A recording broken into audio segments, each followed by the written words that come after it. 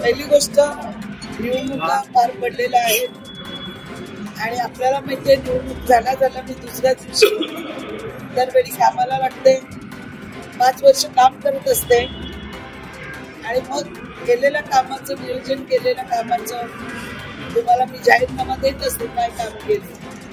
कालपासून काम सुरू केलेलं आहे.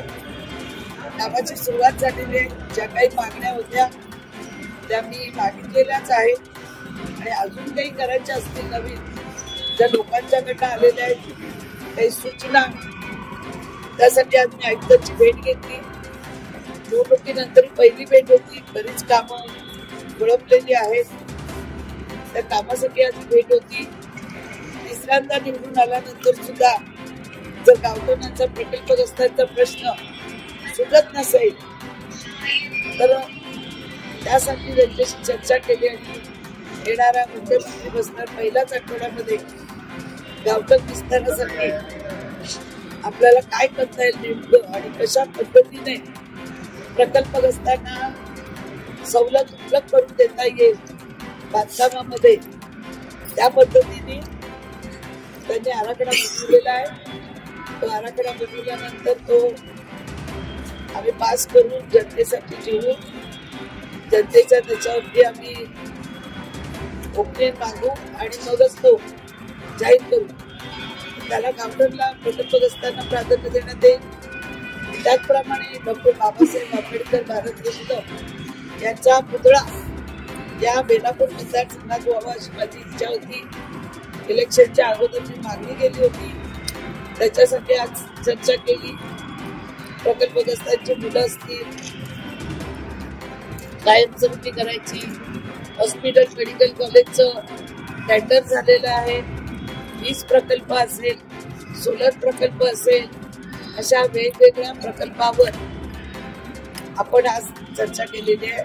ज्या नवा मुंबईतले नगरसेवकांच्या काही थोड्या बहुत सूचना होत्या आजी माझी, त्यांच्या सूचना त्यांना दिलेल्या आहेत. विरुंगळा केंद्र असतील, गार्डन असतील, पापीश्वर 50 मध्ये एकही गार्डन नाही, एकही प्लॉट नाही, त्याची पत्कवारांनी मागणी केली, आदिती कोणीने मागणी केली. या सगळ्यांनी आपापल्या मागण्या आज माझ्या नेतृत्वामध्ये इथे केलेल्या आहेत आणि मी त्यांना सांगितलं येणाऱ्या भविष्यामध्ये जी महानगरपालिकेची आता निवडणूक आहे तर सर्व लोकांची कामं झाली पाहिजे.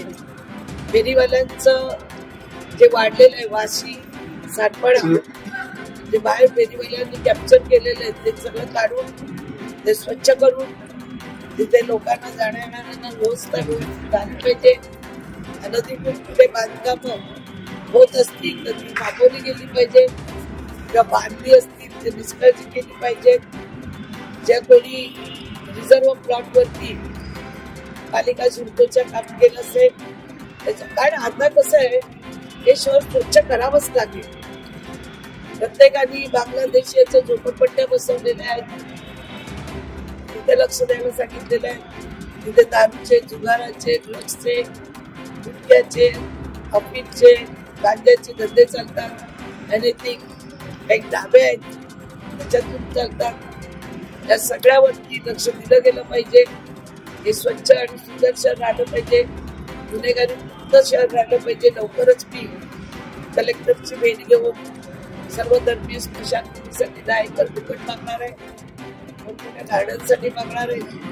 लवकरच शिल्पोची 2-4 दिवसात एमडी आले का भेट घेऊन त्यांच्याकडे काही मागण्या आहेत त्या मागणार आहे. अशा पद्धतीने माझ्या कामाची सुरुवात मी या सगळ्या लोकांच्या नेतृत्वात केलेली आहे. सगळ्यांच्या सहकार्याने, आपल्या सहकार्याने येणाऱ्या अधिवेशनामध्ये वेगवेगळे प्रश्न या नवा मुंबईचे असतील, ते गुन्हेगारी असेल किंवा फेरीवाले असतील, अनधिकृत बांधकाम असतील, या सगळ्यांवरती येणाऱ्या अधिवेशनात मी आवाज उठवणार आहे.